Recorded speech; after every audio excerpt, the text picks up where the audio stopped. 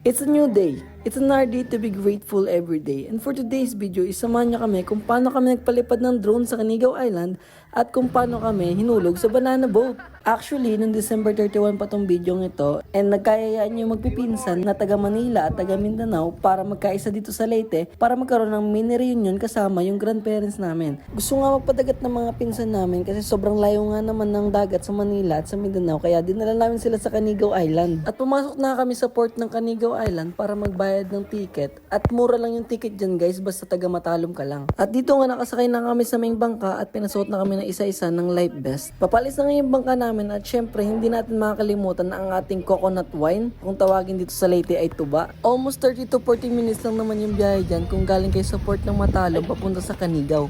At pagdating nga namin sa Canigao is nag-rent kagad kami ng cottage para makain na kasi sobrang gutom na. After nga namin kumain is nagpicture-picture ulit kami ng mga pinsan ko sa tabi ng dagat. At nung gabi na nga is nag-video ko na lang kami at nagsample yung pinsan ko na si Ronaldo na kumanta ng Sway ni Michael Bublé. I give you this kind of violence long before make me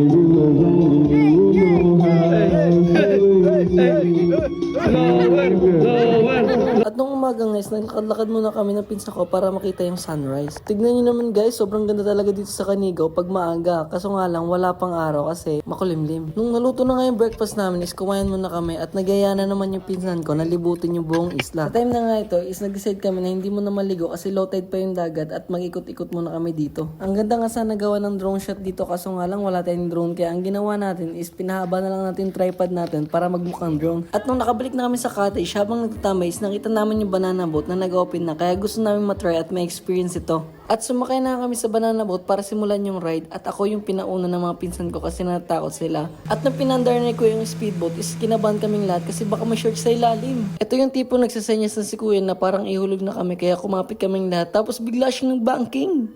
Alam mahulog!